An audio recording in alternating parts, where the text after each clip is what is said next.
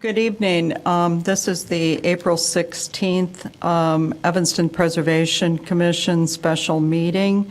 We'll call the meeting to order, and we do have a quorum. It is 7:12. Tonight's agenda item is unfinished business, a continuation of the March 4th, 2015 special meeting on Northwestern University's proposed subdivision of the Evanston campus east of Sheridan Road.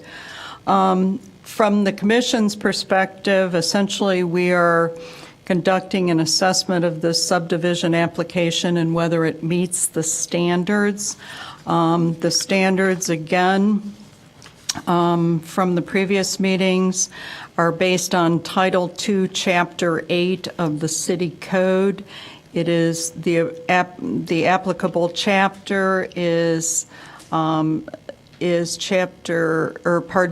2-8-12, Review of Applications for Subdivision, Re-subdivision, or Consolidation under the Preservation Ordinance. Section A, prior to review of any subdivision, re-subdivision, or consolidation pursuant to Title IV, Chapter 11, Subdivisions. Sections 1 through 3 of any landmark, area, property, structure, or site in a district, Council or its duly authorized committee shall request a report by the Commission regarding the effect of the proposed subdivision, re-subdivision, or consolidation on the landmark or district. Review by the Commission shall be advisory.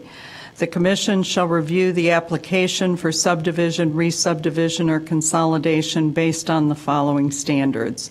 The design of this that is Section B1. The design of the subdivision, re-subdivision, or consolidation shall, Section A, preserve, adaptively use, or otherwise protect the landmark or area, property, structure, site, or object in the district, and B, provide the location and design of new structures and objects that are visually compatible with the landmark or areas, property, structures, sites, objects in the district, and C, not result in blocking or otherwise obstructing, as viewed from a public street or public way, the critical features of the landmark or area, property, structure, site, or object in the district, and D, preserve and protect the critical features of the streetscape associated with the landmark or area, property, structure, site, or object in the district, and E, not adversely affect traffic patterns,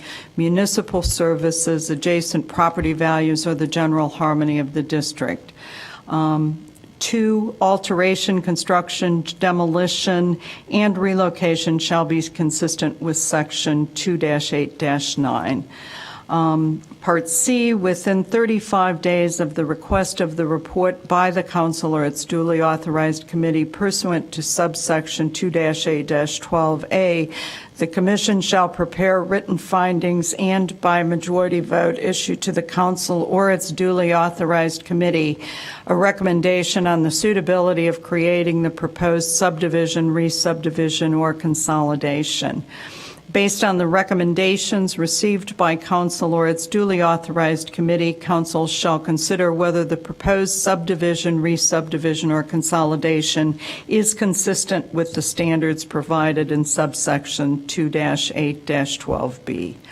If the Council finds that the proposed subdivision, re-subdivision, or consolidation is not consistent with the standards provided in subsection 2-8-12B, the Council may deny the application for subdivision, re-subdivision, or consolidation. Tonight, the plan is that we'll vote on whether the current application meets standards.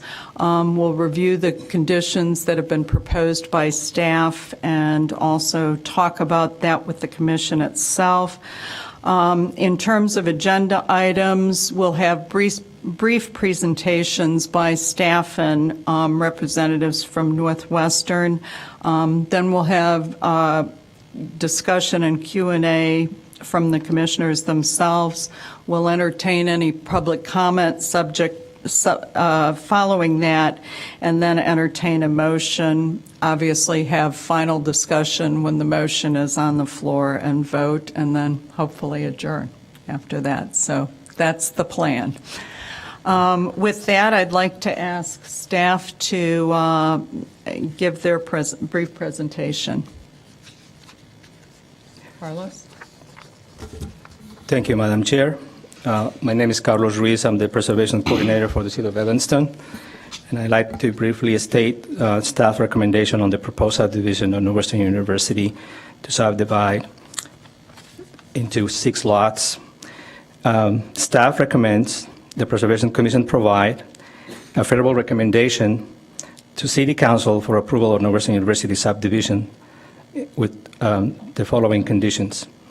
Number 1, the proposed Lot 4 be revised further to encompass the area south of existing parking lot or potentially merging lots 3 and 4 per Commission's request. And number 2, that the area along Sheridan Road be subject to a requirement that Northwestern provide information on future significant projects, including new buildings, demolition, and major alterations to the Preservation Commission for feedback from the Commission when such projects are within 250 feet east of the Sheridan right-of-way line, but outside of a landmark lot of record. The Commission's comments will be shared with Northwestern and presented at the Design and Plan Review Committee meeting. That's the staff recommendation, Madam Chair. Okay, thank you. Bonnie, did you have anything to add to the information that we have in our packet at this point from the university? No, thank you, commissioners and staff, Carlos, for being here again tonight. We have no further information, but we'd be happy to answer any questions. And I just point out that the materials that we have on the screen as well as on the boards is the same material that was presented at our March 4th meeting. So it's not new, but it's we do have a cleaner copy if anyone wants a copy. Thank you. You can circulate that.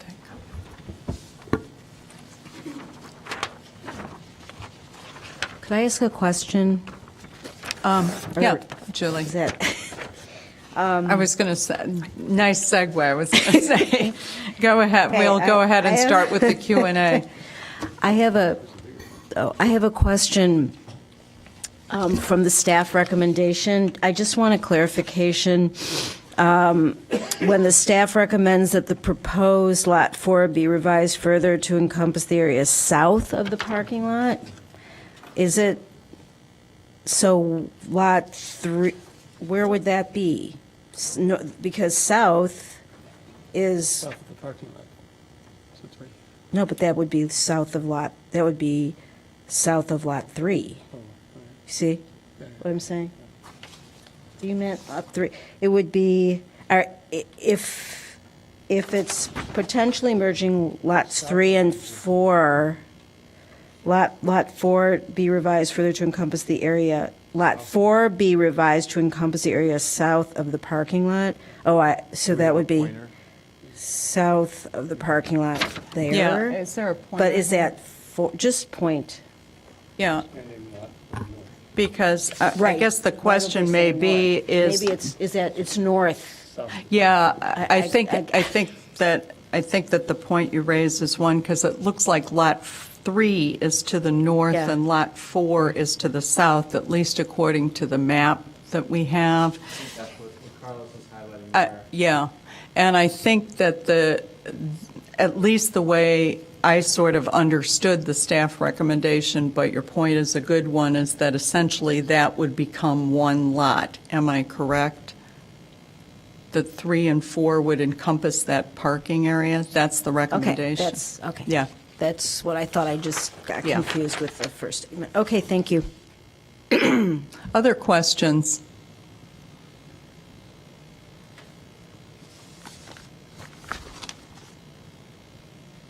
Just to clarify, potentially merging lots 3 and 4, is that what you're saying? Merging the lots 3 and 4? Or are you suggesting just expanding Lot 4 north to the parking lot? Jack, are you asking one particular Yeah. staff or? or Julie? Well, yeah, since it's your recommendation, just to clarify that, are you recommending merging 3 and 4? Or are you simply suggesting enlarging 4 north to the parking lot? There are two options. One, the original option was to have Lot 4 go to the south line of the parking lot going north. That was the first recommendation. And then we are also suggesting that possibly merging Lots 3 and 4 together.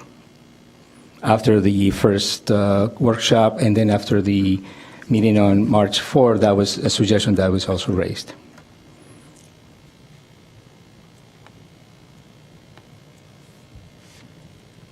So I think that would be a great idea to merge them both.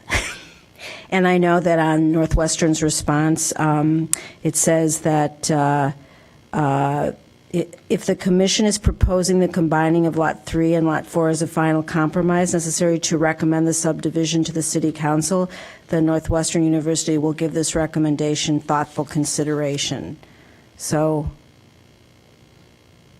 how does that play out?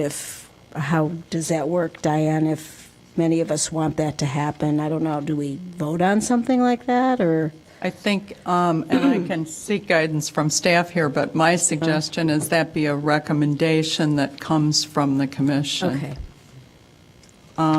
I think the way I read the point 1 in the staff report was that it was kind of, they were talking about both options, I think merging them, and I think that's something that we had a lot of conversation about, is something that makes sense, so.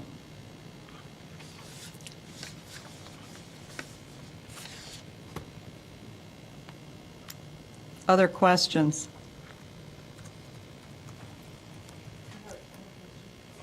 Oh, go ahead, Amy.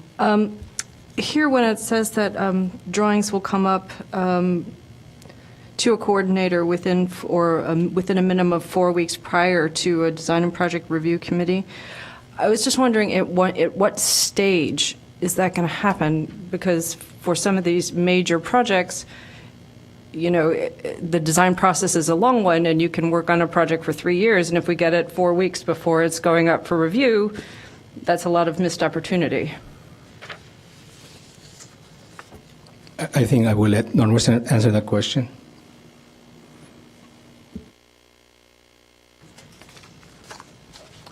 I think as staff will attest, I mean, Northwestern usually does bring projects before DAPR for the input, usually, schematic design development to get the input.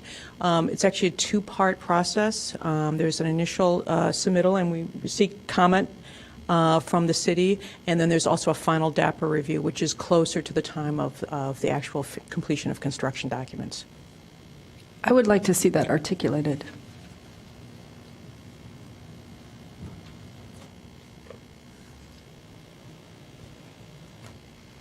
Mark? Good evening. My name is Mark Munzer. I'm the Director of Community Development. What Bonnie's referring to is there's a concept review that's typically done in the very early stages. So my recommendation to you would be, if you wanted that condition articulated, that you specifically state That's what I'm asking for. that the university come in At at the concept concept, review stage. yeah. And as they've referenced, they typically do anyway. So Okay, that's what I'm asking for. All right.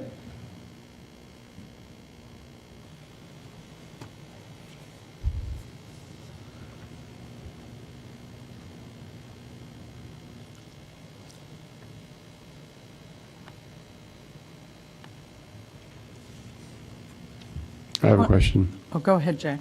Go ahead. Part 2 of the staff recommendation deals with that 250 feet right-of-way setback that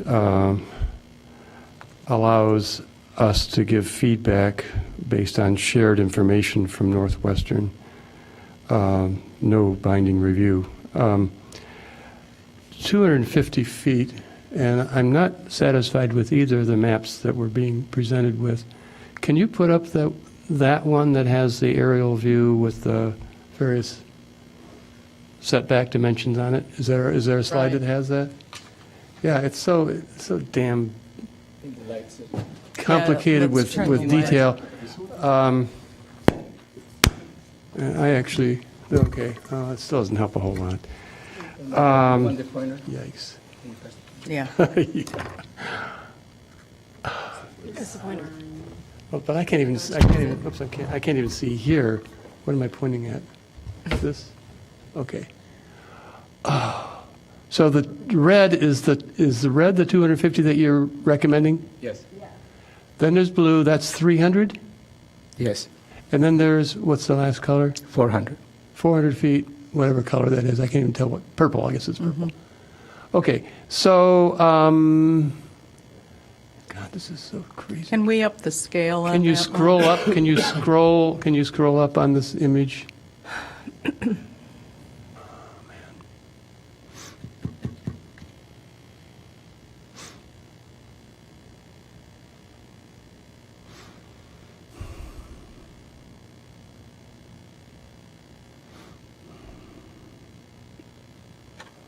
That's why I wanted to see a line drawing that would be easy to view, but that hasn't been provided.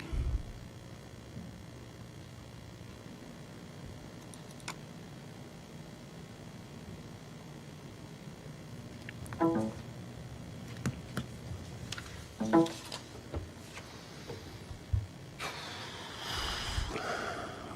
on. Open the folder. Oh, it's in there.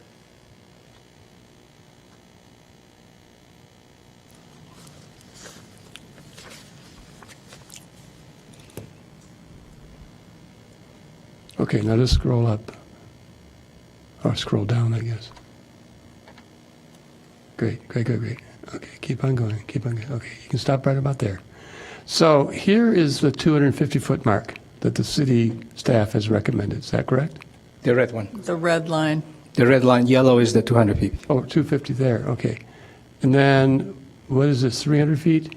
Yes. And then that's 400 feet right there. Yes. You see where my red mark is? That's right in front of Deering Library.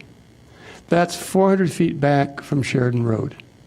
That is clearly visible from Sheridan Road. And as you go down the Sheridan Road and you look into the campus, my feeling is that 400 feet is the sort of optimum view into the campus, not 250 feet. Now, I understand that whole area there is given as a, was it Lot 4 record proposed? So all that is essentially under our, Lot 5, all that is under our mandatory purview. But 400 feet is a lot of the campus. If you go down to here, then turn east to Sheridan Road as it goes east-west. Viewing from here to north, if you're on Sheridan Road through here, you can see back into there for a good part of this area of space. And up in here, you can see into the campus from here. So my feeling has been since our last meeting, and maybe even before that, that 200, I think originally it was 200 feet was proposed. Staff is saying 250. I'm still saying that I feel 400 feet is a more reasonable distance. And Carlos, I had asked you in an email earlier in the week, what is the average city lot depth for a residential area in the city in a historic district? Is it 150 or something? I know it's probably less than 400, but do you know offhand what that? No, I don't. Okay. Now, and the obvious reason for that question is when we're looking at historic districts and homes on historic districts, we're looking whatever the view is from the street, and you can sometimes see from the front street to the back of the lot whether there's a garage there or a fence or whatever it is. This is a different scale. I recognize that, totally different scale. But my feeling is that 250 feet is way too short an area for us to be given arbitrary permission to give you feedback. I think it should be a little more stringent than that. That's my point.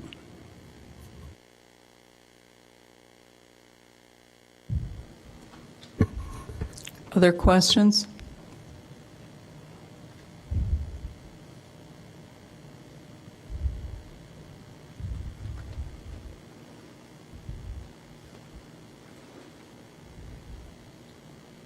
On the subject of the 250 feet, does it, on the north side of campus, does it turn the corner at Lincoln? No, it does not. Okay. No, the discussion from the beginning was the frontage along Sheridan, what they call the street wall. I'm going to scroll down. And I'll Yeah. go down, yeah.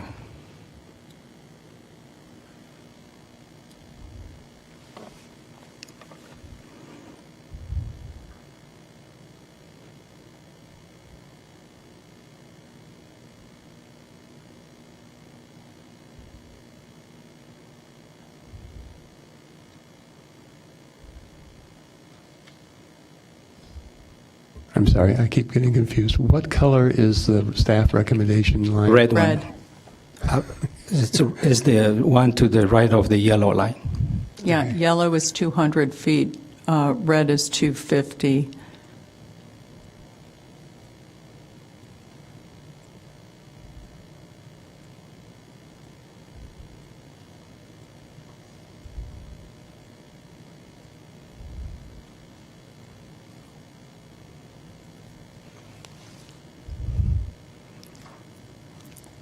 In looking at the package, I'll be honest with you, from my mind, I think the 250 feet line makes more sense than the 200 feet, but that's my observation. And I guess, with all due respect to Jack, I don't see the 400 feet. All of these feats have their issues, but I think 400, if we're talking about a subdivision application, almost really defeats the purpose of it, if that's what we're looking at.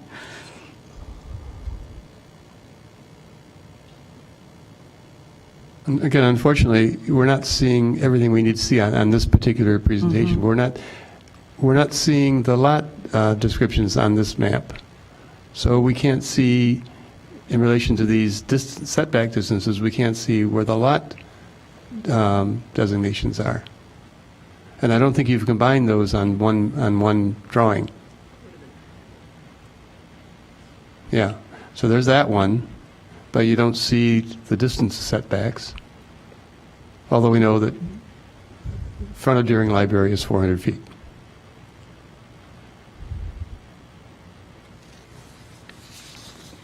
If I may, one of the things that the 250 line does is incorporate fully the buildings that are east of Patton Gym, and also incorporates fully the landmark on Sheridan, 1845, the one designed by Daniel Burnham. So in the 200 feet, it was not clear exactly where the line was, but with the 250 feet, you actually cover several buildings in front of that line.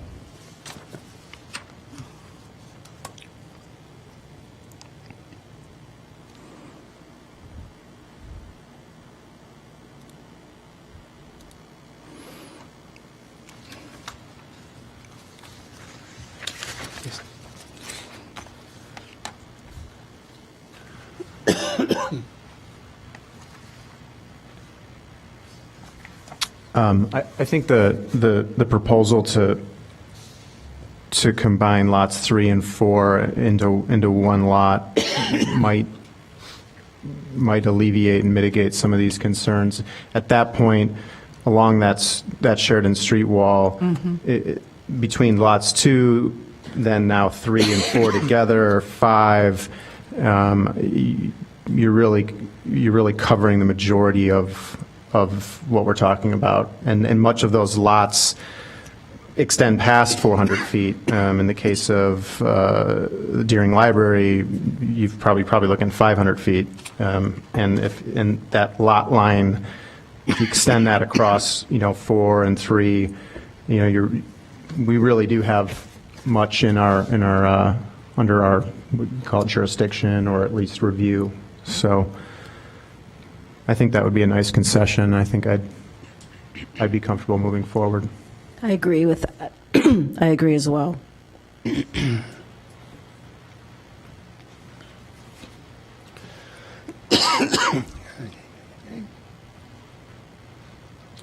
Any final questions, observations, concerns?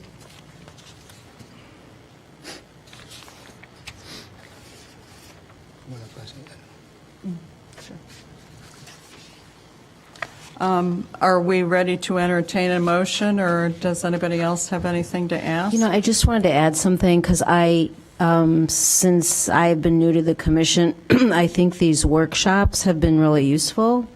I think that the communication between Northwestern and preservation has actually, it has gone, quite a way in terms of producing something I think that I personally, if we combine Lot 3 and 4, could totally live with. So, and I think we started in a position which was very different, so I just wanted to commend this process.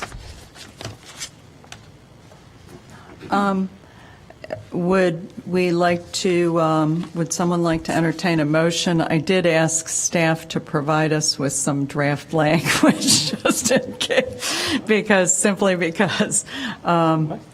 some language, the appropriate language for a motion, just because I knew it would be difficult for all, not forthcoming, and that's a good way to put it. So, do you have the other copies, Carlos, and I'll pass?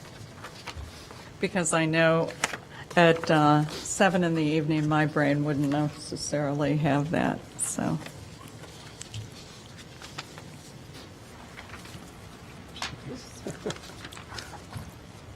Okay, and based on our, just completed conversation, my sense was that as part of any motion that, Mark, did you have something to add? Excuse me, Madam Chair. As excited as I am as anybody to get to the motion portion of the evening, I just want to make sure we need public comment. I know we don't have masses here, but I just want to make sure that we do it correctly. If we can hold on 2 minutes for that motion. No problem. If you can get does someone have the list for it?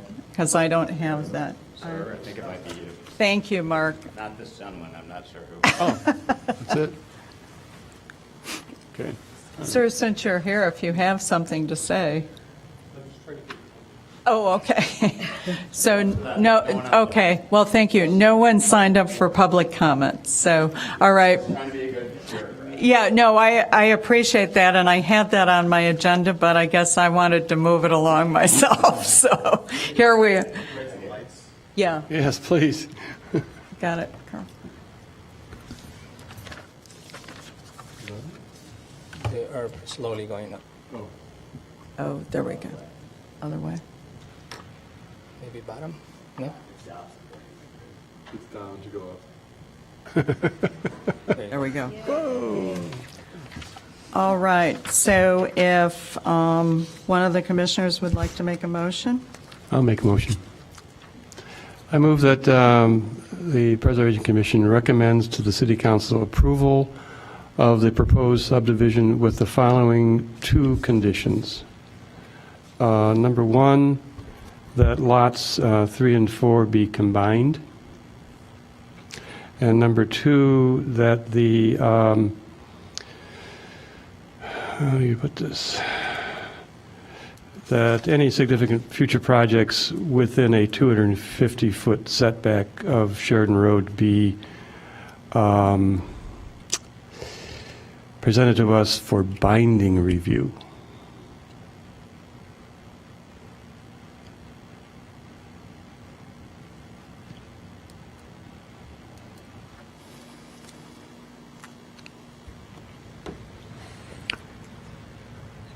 Can I clarify one of those conditions? Yeah. The combining of lots 3 and 4, that we propose that they be combined by extending the easternmost boundary of lots 3 and 4 so that it encompasses the whole thing. And we don't combine them by drawing a small little alleyway across.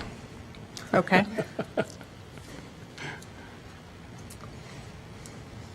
Pin more out. So just to clarify, Jack, your motion, you had mentioned the 250 feet. Are you talking about the DAPR process? And Amy had also had mentioned the possibility of, as part of the DAPR process, reviewing any plans at the concept stage as part of that. Yeah, no, I want to be, I think that process would take place anyway, and Carlos, you are part of that DAPR committee, aren't you? I'm an advisor to the committee. Yeah. No, my motion really states that any projects that are outside of those designated lots that are within a 250-foot setback of Sheridan Road should be reviewed by us as binding review, not as suggestions to be considered by Northwestern. Or as part of the DAPR process? Well, they would be part of the DAPR process anyway. Okay. Maybe what we need, is there a second to the motion so that we can have some discussion on that? Or we'll just hold it. Mark, can you perhaps clarify a little bit, or Demir, the DAPR process for everyone? I think that we may need to understand what that is, since it's kind of new. Right. The DAPR process, which stands for Design and Project Review, was the successor to what was formerly called SPARK. The impetus behind it was to provide more design review and not just look at site plans, but look at building aesthetics and how it contextually fits in whatever it is we're reviewing. As I noted before, typically on larger projects, there's 2 points that a project comes before DAPR. It comes before DAPR at the concept stage, when a larger development, a Northwestern development, a planned development, anything that would trigger a PD, or in their case, a large development, would come before us, and we'd have just general conversations about, is this an appropriate land use from a massing standpoint, from a bulk standpoint, from a neighborhood standpoint, does this make sense? And then assuming approval there, then they would go through whatever approval process they needed to do, typically ending up at City Council, but it could be ZBA, it could be Plan Commission, it could be Preservation. Once it moves through, and if it's approved by City Council, then it comes back to DAPR prior to the building permit being issued. And the idea behind that is to make sure that what was ever approved, typically again by City Council, is then verified by DAPR that there have been no changes made, no substantial changes have been made to a project in between approval and building permit. DAPR also has review of any exterior modification made to any building outside of a U district. So anybody who's making any type of modification, even if they don't need a special use or a variance or a plan development or anything like that, even if they by right can develop the property, and Northwestern falls into this category too, then prior to the building permit being issued, DAPR has final review. So if it was an issue where this was a project outside of a subdivided parcel, outside of your review, then the DAPR review would take place typically again at concept, and then again prior to building permit. So conceptually speaking, if there were issues raised by the Preservation Commission that were then submitted to DAPR, and DAPR felt that those comments were not satisfied by the university or anybody else, then we could hold the permit until we felt that those comments were addressed. Of course, we're going to be having conversations, be it with the university or any other applicant, to have a negotiation to try and get to a point where everybody is comfortable. So that in a nutshell is the process. Any questions?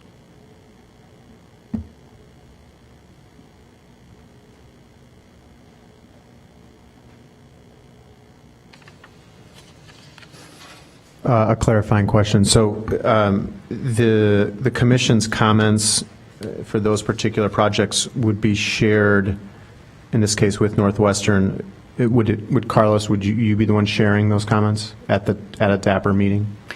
The idea is that any project that the university might be in the design stage would be sent to the preservation coordinator. Mm-hmm. The preservation coordinator then will distribute that information to all members of the commission separately.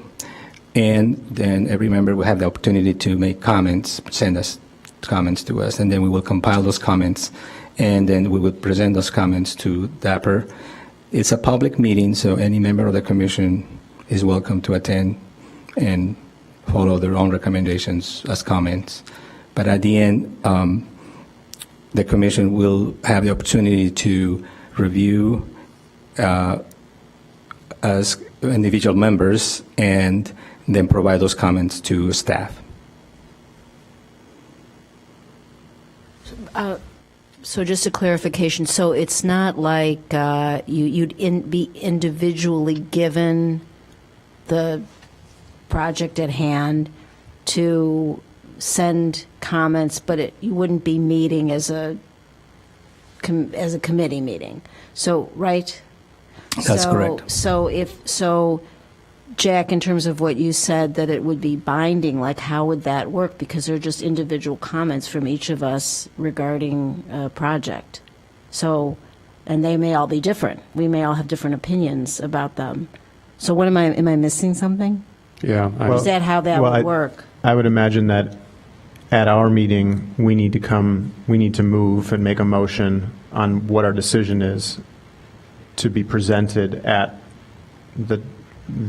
at that meeting. No, At- that's no. not, no, Not necessarily. essentially it functions more, and Mark or Demir, you can correct me, essentially it functions more as an administrative review, where at these different points in the process, the information or the application will be circulated to the commission, and all commissioners will have the opportunity to provide comments and input on it, which is what Carlos would then compile and put into the process that would be evaluated at those 3 different points that Mark had mentioned.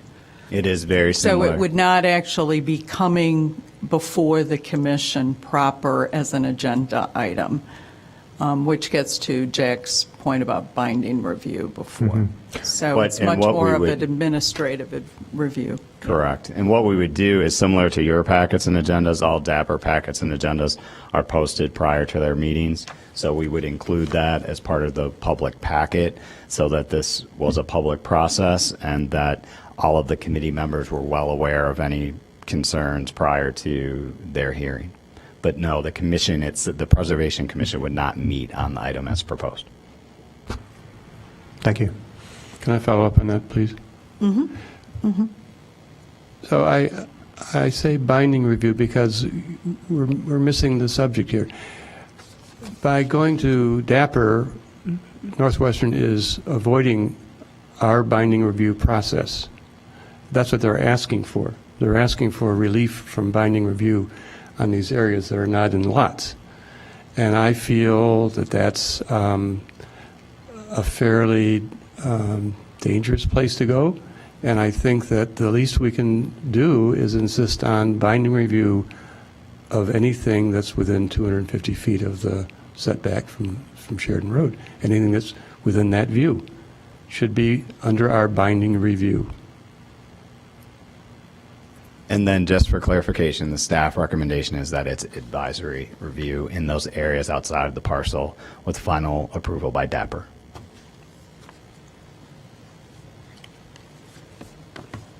So my motion stands unless unless it gets voted down. Now, I guess the question is, on this, do we want to, do we want to, and maybe I need some expertise on this, do we want to vote on the motion to provide the recommendation and then vote on the conditions, or how should we, Well, what's the most? Was there a second to the motion? No, there was not. Okay, so the first thing we'd need would be a second. Would be a second? Okay, someone want to second Jack's motion? Okay, so I just have another question about Jack's motion. Sorry, so with binding review, does that mean that the Preservation Commission would actually meet to discuss it as an agenda item? That's my Correct. question, too. Is that correct? That would be correct. Okay. Then I second Jack's motion. Okay, any further discussion? Yeah, if I could just add one additional comment. Standards for review, number D, letter D, is one of the points I'm getting at here. Preserve and protect the critical features of the streetscape associated with a landmark or area, property, structure, site, or object in the district. And so my feeling is those words are applicable to anything that we might see within a 200-foot setback of Sheridan Road. And therefore, I feel that we should have binding review over those things that are stated by those words in the standards.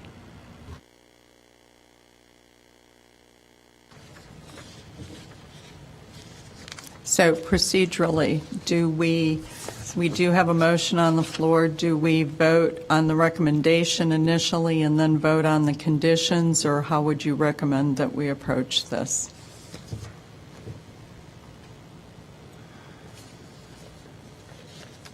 I would restate the motion with the specific conditions Okay. and then submit for any discussion and then vote. Vote, okay. All right, do we want to summarize the motion? Well, should I say it again? I move that the Preservation Commission recommends to the City Council approval of the proposed subdivision with the following conditions. One, that proposed lots 3 and 4 be combined.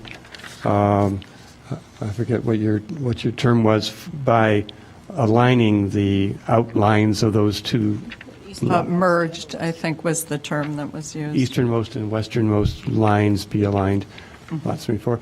And 2, that the commission be given binding review over any proposed projects that occur within a 250-foot setback of Sheridan Road. Second? I second Jack's motion.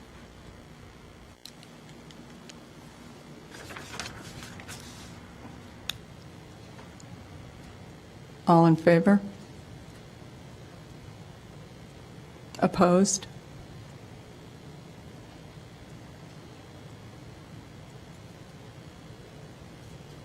Thank you.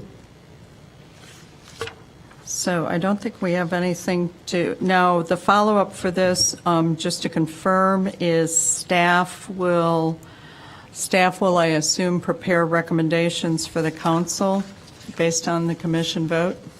Correct. The City Council, as of now, is scheduled to hear this matter on May 27th, which is the Tuesday after the Memorial Day holiday. Staff will forward a recommendation to the City Council. It will include the recommendation that you made, and it will also include staff's recommendation. City Council is the determining body. Okay. With that, thank you all very much for all your work on this. Thank you to the staff and to Northwestern. I think we had a pretty good process, as someone mentioned earlier, and all we need is a motion to adjourn.